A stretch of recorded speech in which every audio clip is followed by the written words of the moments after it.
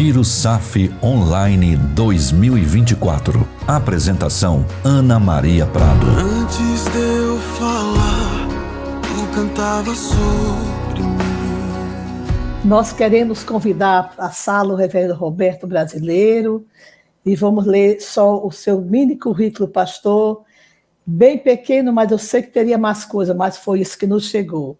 Reverendo Roberto Brasileiro Silva, pastor da Igreja Presbiteriana de Constantino, Patrocínio, Minas Gerais, sino do Triângulo Mineiro, nosso muito digno presidente do Supremo Conselho da Igreja Presbiteriana do Brasil. Nós lhe agradecemos de coração, em nome de todas as mulheres presbiterianas, a sua deferência sempre em nos proteger, em orar por nós, em cuidar de nós, a partir de Solange.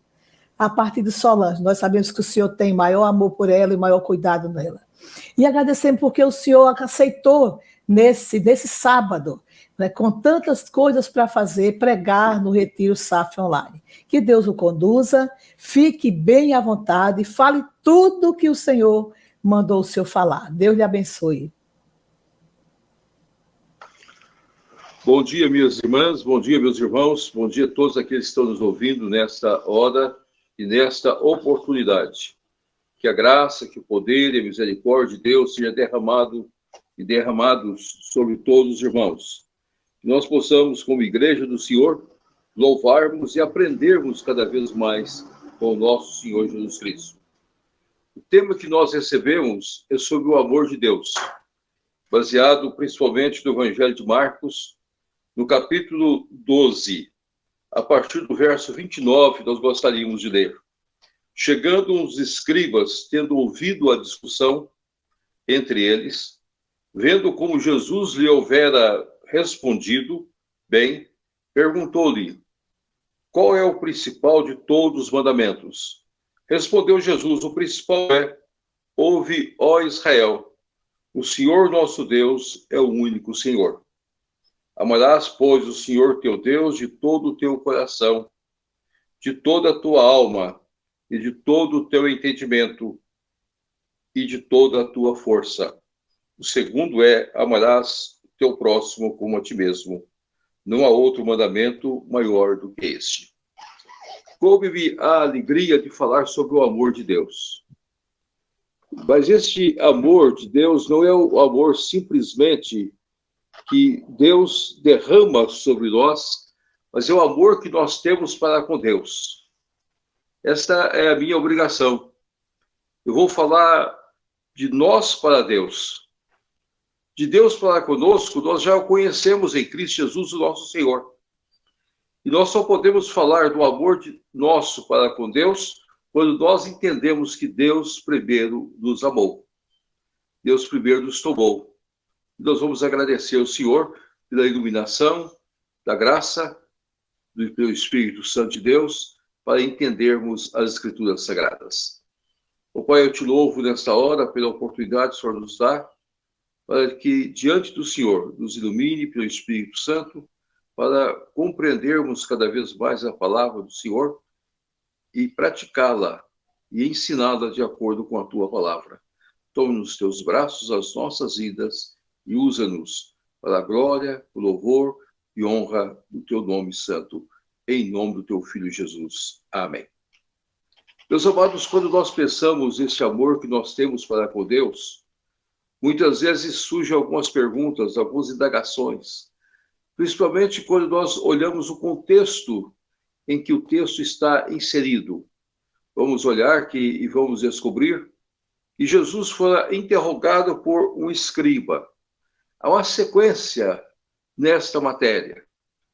E é bom que a gente entenda também que este amor nosso para com Deus está expresso não só no Evangelho de Marcos, mas no Evangelho de Mateus e no Evangelho de Lucas. No Evangelho de Lucas, ele aprofunda um pouco mais para nos levar a pensar, acima de tudo, no amor nosso na prática. Por isso que no Evangelho de Lucas nós temos a história ou a parábola do bom samaritano. Aqui em Marcos ele não entra nesse detalhe. Em Marcos é bom olhar o contexto E nós vamos descobrir que Jesus já havia falado da parábola dos lavradores maus, havia falado sobre o tributo, que isso é um desafio muito grande para fariseus e herodianos e escribas também, quando Jesus deixou bem claro: dai a César o que é de César e a Deus o que é de Deus. E agora ele foi interrogado pelos saduceus.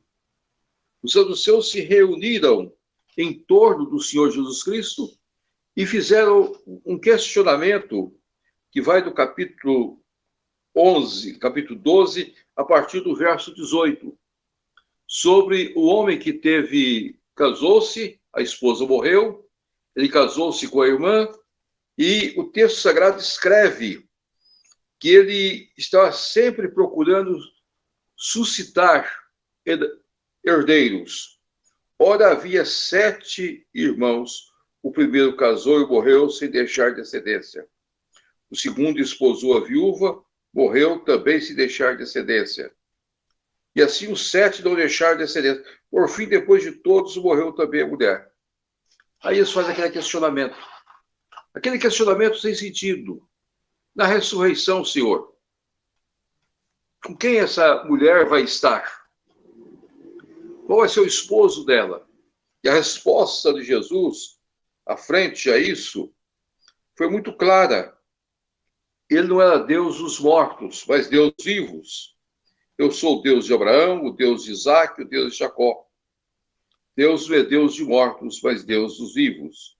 E ele deixa bem claro: os que ressuscitam entre os mortos nem casarão, nem estarão em casamento, eles são como os anjos dos céus.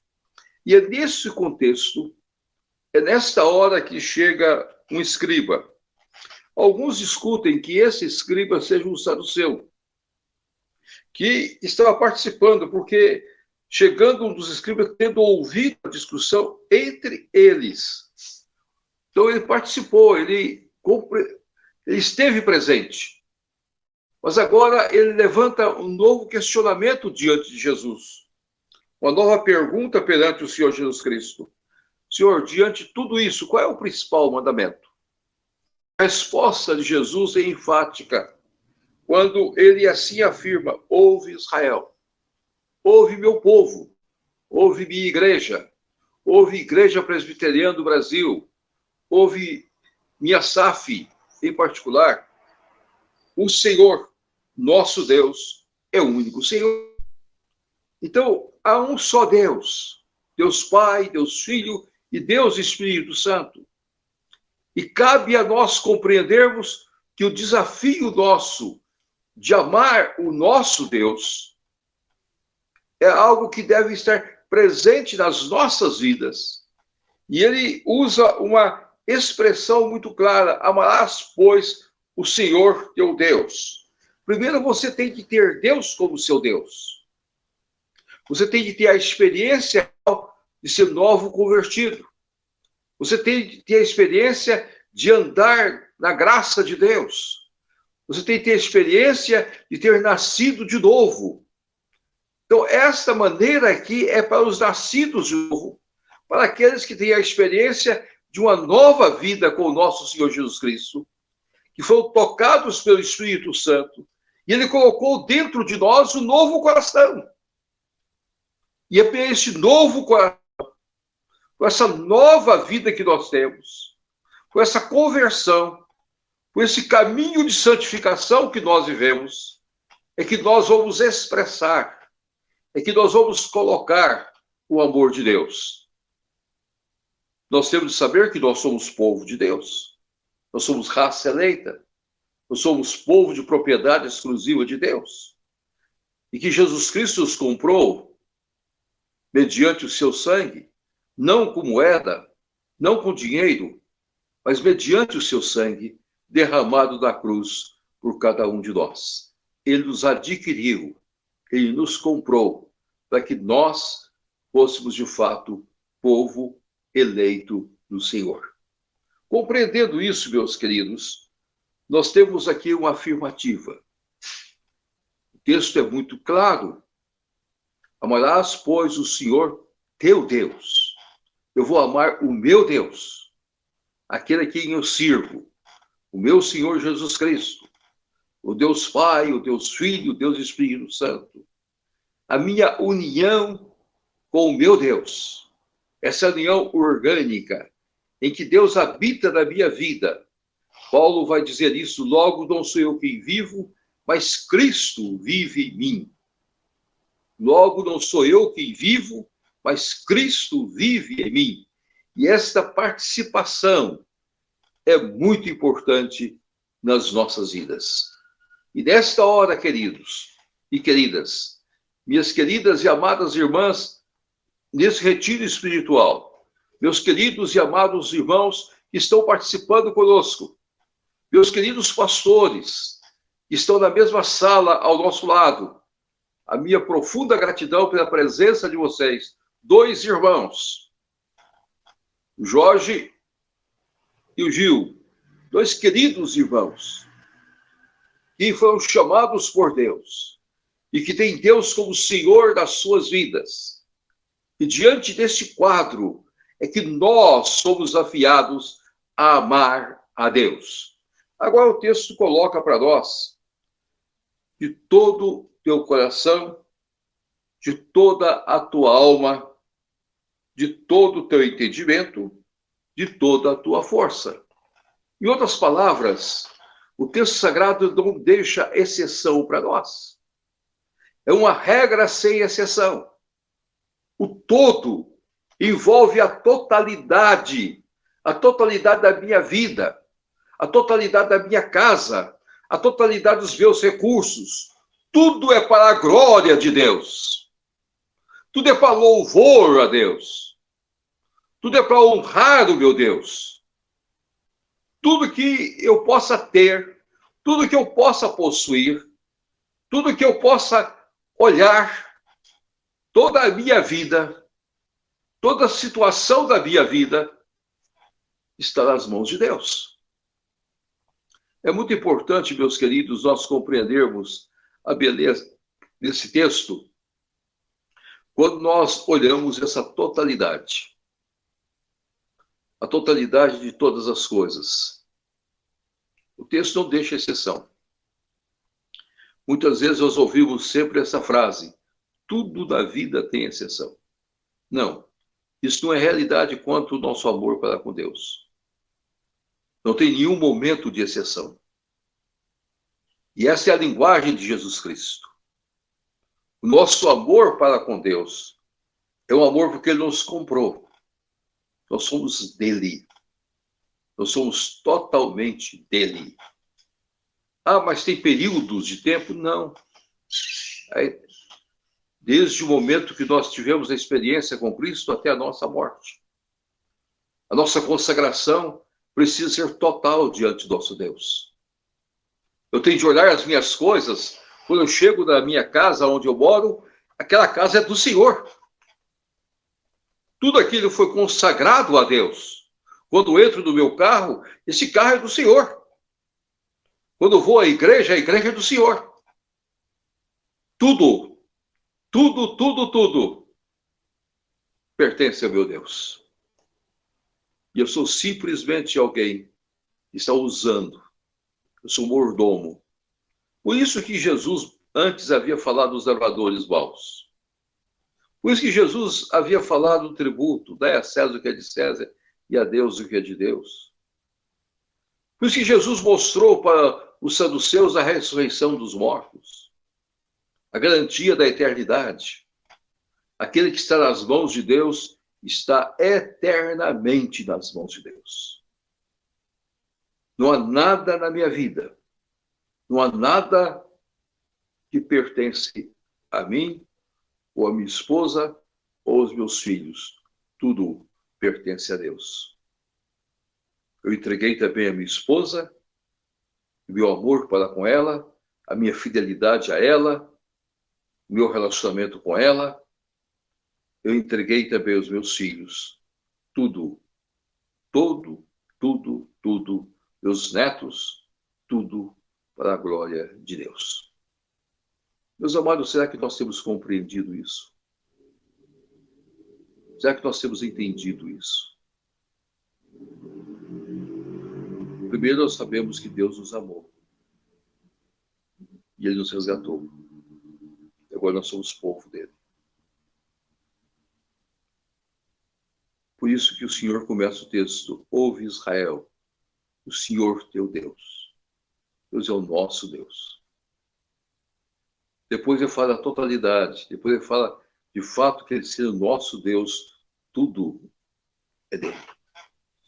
Agora, é interessante que eu gostaria de entrar como eu posso expressar este amor que eu tenho para com Deus. Primeiro, através do meu coração. O meu coração pertence a Deus. A minha vida espiritual pertence a Deus.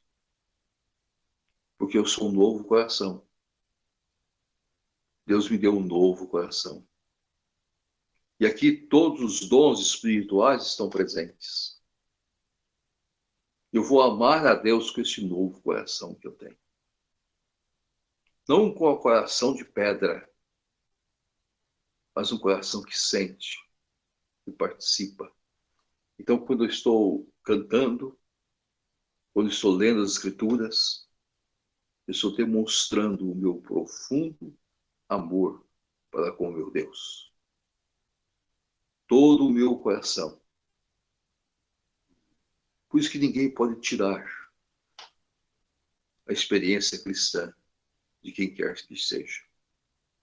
Não é uma lavagem cerebral que vai te dar a experiência. Não é uma tortura que vai te dar a experiência. Vamos lembrar que muitos irmãos nossos já passaram por lavagem cerebral. Muitos irmãos nossos já enfrentaram torturas.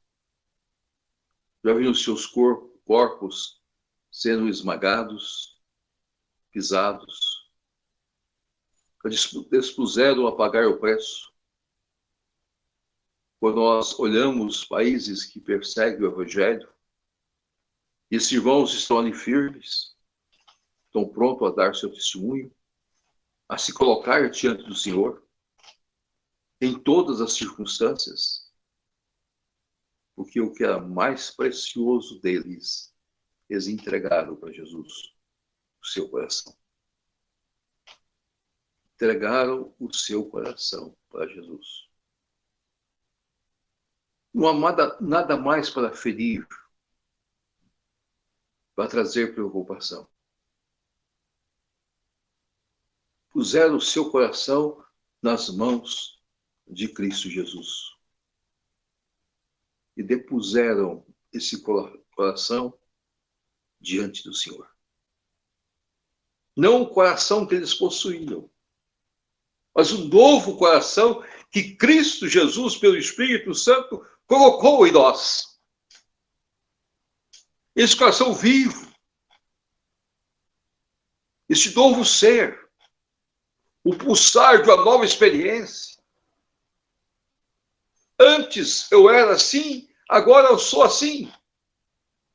Antes eu persegui o Evangelho e agora eu pago o preço por ser apóstolo do Senhor. Assim Paulo expressou. Antes eu era um perseguidor do Evangelho. Agora eu sou perseguido por causa do Evangelho. Antes lançava pessoas da prisão. Agora eu fui lançado da prisão. E me alegro diante dessa situação. Assim é a história do apóstolo Paulo. E pode ser a história de cada um de nós, que ama o Senhor com a totalidade do seu coração, para a glória de Deus e para o louvor de Deus. Mas o texto continua. De toda a tua alma.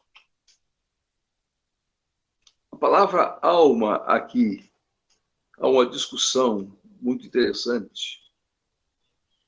Alguns querem dizer que com toda a nossa espiritualidade. Toda a espiritualidade. Quando eu estou lendo a Bíblia, quando estou na casa do Senhor, quando estou participando das atividades da igreja, eu estou expressando a minha alegria de servir a Deus. A glória é do Senhor. O louvor é do Senhor. A honra é do Senhor. Muitas vezes nós não compreendemos essa beleza. E nós não colocamos dessa maneira. Se o d'água no meu novo coração glorifica a Deus, do outro lado, a minha vida espiritual e espiritualidade é marcada pela presença real de Deus. Cristo é visto na minha vida. Eu creio que esse é o grande desafio nosso. Minhas queridas e amadas irmãs, Cristo ser visto em nós. Não adianta nós falarmos que pertencemos à igreja, servimos na igreja, mas nossas maneiras de ser, nossa espiritualidade, não demonstrar nossa profunda e simples união mística com o nosso Senhor Jesus Cristo. Cristo refletido em nós. A glória de Cristo vista as nossas vidas. Cada dia, cada domingo, cada trabalho, cada momento das nossas vidas, nosso rosto possa espelhar a glória de Cristo vista em nós. Toda a minha alma está a serviço do meu Senhor. Aqui não é a ideia de pensamento, simplesmente. É o Nash. Não é o pensamento, simplesmente. Como Paulo coloca para nós, quem pensar tudo que é de bom. É interessante que quando Paulo escreve aos Filipenses, ele faz questão de fazer uma descrição daquilo que deve ocupar o nosso pensamento. E ele vai descrevendo cada coisa que de fato deve estar no meu pensar, no meu agir, no meu falar, no meu pronunciar. Ele diz, finalmente, irmãos, tudo que é verdadeiro, tudo que é respeitável, tudo que é justo, tudo que é puro, tudo que é amável, tudo que é de boa fama, se alguma virtude há, ocupe louvor. E se algum louvor existe, seja isso que ocupe o vosso pensamento. Para alguns aqui está a interligação de toda a alma com todo o pensamento. Nefesh, a nossa psique, a nossa carne e a nossa psique. De um lado está interligada aquilo que nós somos. Nós somos uma inteireza. No pensar, no respeitável, no justo, no puro, no amável, de boa fama. Nós não temos nada de mal contra ninguém. Nós não temos nenhuma tristeza que destrói as nossas vidas. Dia após dia, momento após momento, a alegria de estarmos em Cristo Jesus envolve as nossas vidas, envolve os nossos corações, resplandece nas nossas vidas a pessoa do nosso Senhor Jesus Cristo. Que a beleza de Cristo se veja em mim. Esse é o maior desafio que nós temos. É o maior desafio das nossas vidas. Que as pessoas possam olhar para nós e descobrir em nós a pessoa de nosso Senhor e Salvador Jesus Cristo. Será que nós temos, meus amados, assim apresentados? Pela maneira que nós somos, pela maneira que nós vivemos. Se a nossa psique se ocupa totalmente de tudo aquilo que de fato é do nosso Senhor Jesus. Não é a nossa carne. Nossa carne vai morrendo. Nós vamos envelhecendo. Porque um dia nós vamos ressuscitar com o Senhor. Vamos ser nova criatura diante do nosso Deus. Nós somos o povo de Deus. E nós louvamos a Deus. E nós glorificamos a Deus. E as pessoas possam olhar para nós e ver Cristo em nós. Porque o nosso pensar, o nosso viver está interligado inteiramente àquilo que nós somos. O amor que nós temos para com o nosso Deus. Mas é interessante que o texto continua e de todo o teu entendimento. Agora, a palavra entendimento aqui pode ser, às vezes, chamada a atenção quando nós colocamos como toda sabedoria, com todo o nosso saber de agir. Muitas vezes as pessoas não olham isso. Às vezes na igreja nós encontramos algumas pessoas que gostam de melindrar outros, não tem sabedoria no agir. É bom que a gente olhe que Paulo escreveu e nós temos de nos sujeitarmos uns aos outros, considerando o outro superior a nós mesmos. É bom que nós tenhamos a visão colocada por Tiago na sua carta, quando fala da prática da vida cristã, que nós não devemos praticar nossa vida cristã simplesmente dizendo que ama, mas esse amor nosso precisa ser expresso por uma religião pura, santa.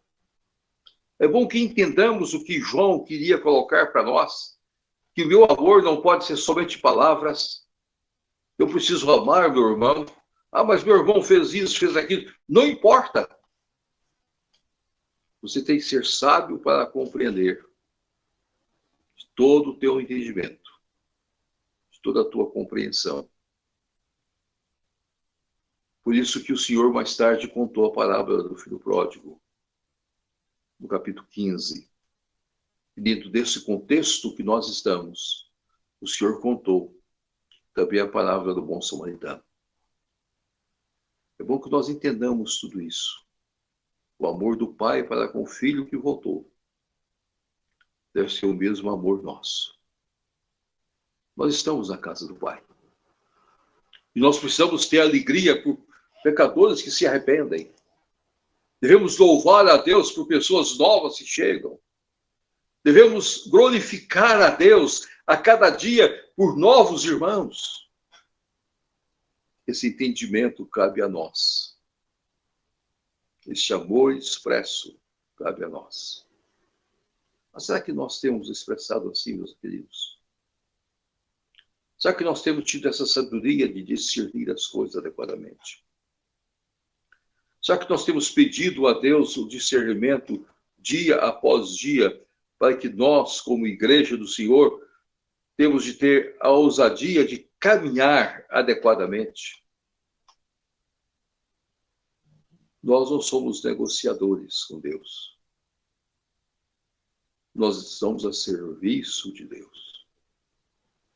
Nós não fazemos propostas para Deus. Nós não colocamos nada diante do Senhor para ser perguntado, interrogado. Nós simplesmente nos colocamos a serviço do Senhor para a glória dele, o louvor dele, para que em tudo o nome do Senhor seja glorificado. Eu creio que aqui está a chave de todas as coisas. O entender da minha vida, o compreender do meu viver, a sabedoria de estar. Deus está. Deus é o Senhor. Ele é o Rei dos Reis. É o Senhor dos Senhores. Ele é o meu Deus. Por isso, cada coisa do seu devido lugar. Cada coisa para a glória, para a honra e louvor do nosso Deus. Cada questão da minha vida, quando eu vou tratar olhando dessa perspectiva. e sempre vou fazer a mesma pergunta: isto agrada a Deus? Isso é para a honra e glória do meu Senhor Jesus Cristo? Quando eu vou a algum lugar, eu devo perguntar: o meu Senhor, de fato, Jesus, está comigo? Eu posso orar diante dele? Eu posso clamar diante dele? Não há lugares, eu preciso entender isso, que não possa levar a pessoa do meu Senhor Jesus Cristo. O retiro espiritual é o momento de nós fazermos uma reflexão. Fazer uma reflexão daquilo que nós temos feito, daquilo que nós temos andado, daquilo que nós temos colocado. É o momento também de nós pedirmos perdão, se alguma coisa não está indo adequadamente. Por isso que o João, o evangelista, deixa bem claro a nós que a porta é estreita. Nós temos que ter uma vida santificada. Por isso que ele depois, quando ele fala nas suas cartas, ele deixa bem claro que há um advogado. Nós temos um advogado. E esse advogado intercede por nós. Ele cuida de nós. Ele está presente nas nossas vidas. E nós precisamos compreender isso a cada instante, a cada momento das nossas vidas. Se confessarmos os nossos pecados, Ele é fiel e justo para nos perdoar os nossos pecados e nos purificar de toda injustiça. Amados, queridos, queridas, é uma hora propícia para nós. É uma hora de retiro espiritual. É uma hora que nós estamos olhando a vida no turbulinho dos dias que nós estamos passando, dessa movimentação, nós estamos olhando para as Escrituras. Estamos entendendo aquilo que Deus fala a nós, para compreendermos o seu amor para conosco e o nosso amor para com Ele.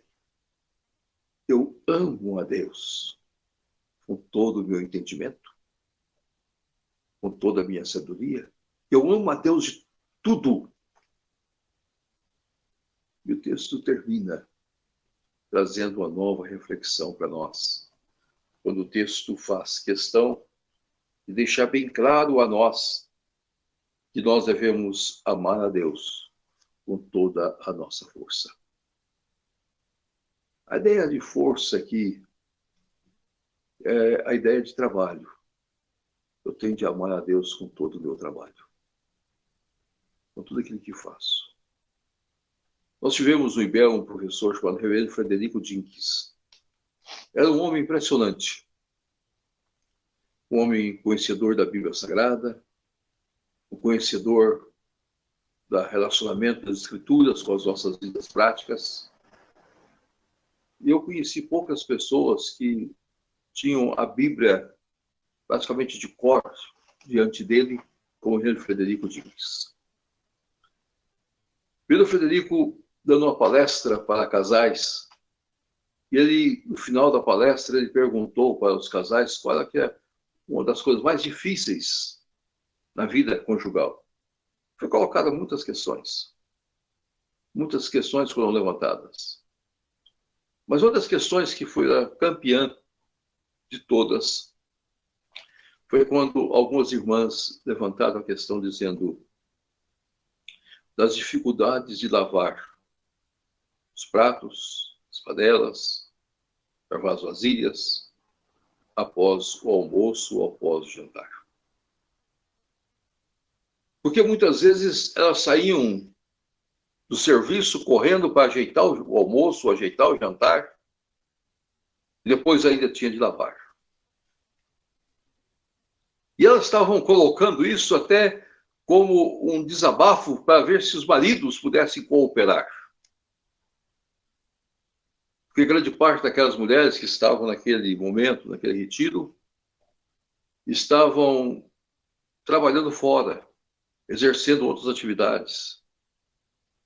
E grande parte vinha correndo para casa ou para ajeitar o almoço ou para ajeitar o jantar, porque muitas vezes era uma refeição só, que ela e o esposo e os filhos tinham oportunidade de participarem juntos. Muitas vezes o jantar. O almoço, uma vez os filhos estavam na escola, muitos deles, a esposa estava no seu trabalho e o esposo estava no seu trabalho. E a pergunta foi muito clara. Depois de cansados, sobrecarregados, com as nossas forças esgotadas, ali estava o maior desafio. Ali estava a situação mais dura para aqueles que estavam no lar. Cuidar das coisas da casa. Ajeitar as coisas na casa. Logicamente, algumas irmãs mais velhas, algumas irmãs que não trabalhavam fora, tinham só as suas casas, elas expressaram também seu sentimento, mas todas, praticamente todas unânimes, dizendo: é difícil lavar vasilhas, organizar a cozinha pós-almoço ou pós-jantar. Pedro Frederico, na sua sabedoria, disse o seguinte: quando você for lavar todas as coisas, quando for usar o fio que ainda tem da sua força, o fio tênue da sua força, quando você já não está extenuado por um dia completo de tantas coisas, e agora você tem de arrumar a sua casa, às vezes com a cooperação do seu marido ao seu lado, enxugando ou fazendo alguma coisa, ou preparando as coisas para colocar na máquina em algumas famílias. Quando você estiver nessa situação, comece a louvar a Deus. Glorifique o Senhor. Faça isso para a glória, para a honra do nosso Deus. Em gratidão ao nosso Deus, por ter lhe dado a mesa farta, por ter lhe dado poucas coisas ou muitas coisas, não importa, para o almoço ou para o jantar, por ter lhe proporcionado a oportunidade de estar ali. É outro momento, é outra situação. Busque forças para glorificar, forças para fazer o que tem de ser feito, tudo para a glória, para a honra do nosso Senhor. Louve a Jesus Cristo. Meus amados, nós muitas vezes esquecemos disso. Foi uma boa música evangélica. Nós ouvimos hoje uma música muito bonita. Pega essa gravação, coloca ali para você ouvir. E pega o restinho da sua força e faça tudo pela glória de Deus. Quando estiver extenuado, não está aguentando mais nada, vá para a igreja. Ah, mas pastor, se eu dormir, meu querido, se acontecer que você cochile ali no templo, tenha vontade de dormir, o pastor fala um pouquinho mais alto, desperta você, chama você à ordem, começa a despertar a alegria de você estar no templo. Você vai descobrir uma coisa: as suas forças redobram e a canseira passa. Toda a tua força. Foi a Deus que deu a comida a Elias. O que me chama a atenção, que como Deus dá comida a Elias, que Deus fortalece Elias para andar. Ele é um homem de Deus. Mas naquele momento ele precisa ser alimentado por Deus. É Deus que muitas vezes redobra as nossas forças, fortalecendo, para nós caminharmos, para nós não perdermos a esperança. Elias chegou a dizer: Senhor, tira a minha vida, só eu sobrei. Mas Deus não atendeu Elias. Deus alimentou Elias. Deus deu a comida para ele. Deus deu a comida para que ele pudesse caminhar, para que ele pudesse andar, para que ele pudesse refletir, para que ele tivesse forças diante do Senhor para olhar para Deus e descobrir a beleza de estar servindo a Deus. E quando ele chegou depois de uma jornada longa com aquela comida de Deus, Deus fez a mesma pergunta e ouviu a mesma resposta. Aí Deus mandou que Elias volte agora. Você está fortalecido. Você tem todas as forças para me servir. Unja o seu substituto. Unja o rei da Síria. Faça o seu trabalho. Depois, Elias ia atravessar o Jordão para ser levado ao céu. Toda a sua força. Toda a sua força. Meus queridos, é assim que nós servimos a Deus. É assim que nós expressamos o nosso amor para com Deus. Sabendo que Deus, a sua graça, trabalha junto de nós. Na providência de Deus, há um capítulo chamado Cooperação, em que Deus e o homem trabalham juntos. Sabemos que Deus é que realiza todas as coisas, segundo o seu poder. Mas ele nos usa de acordo com a tua vontade. A mãe de Moisés fez o cesto, calafetou e colocou aquele menino bonito. E Deus, a sua providência, fez todas as coisas. José foi fiel ao Senhor. Fiel com todas as suas forças na casa de Potifar, no cárcere. E Deus cuidou dele. Será que nós temos usado todas as nossas forças para servir o nosso Deus? Ou nós precisamos ser alimentados por Deus? Nós precisamos de um alimento da graça de Deus. Que este retiro espiritual sirva para isso. Sirva para todos nós.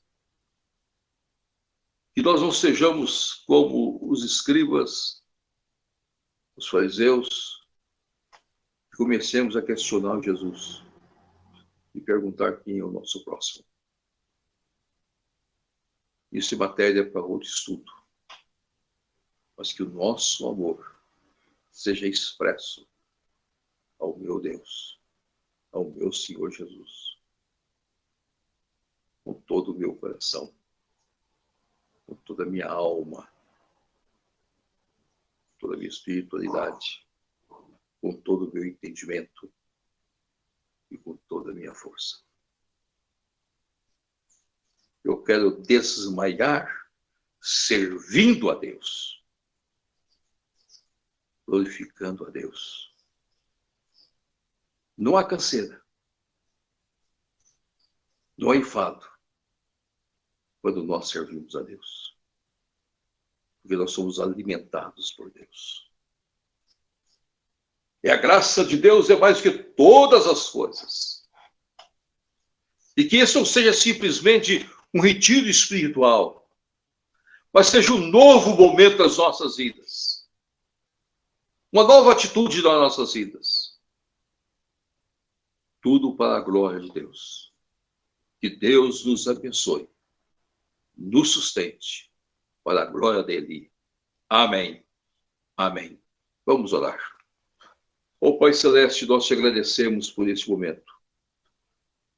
Nós te agradecemos por esse retiro. Nós te agradecemos pela tua palavra que nos ensina. E que hoje, ó Pai, quando nós nos colocamos na tua presença, nós possamos ser cada vez mais fiéis. Cuida das nossas vidas, cuida do nosso viver, para que em tudo o teu nome seja glorificado. E em nome do teu Filho Jesus Cristo é que nós oramos. Amém. Amém.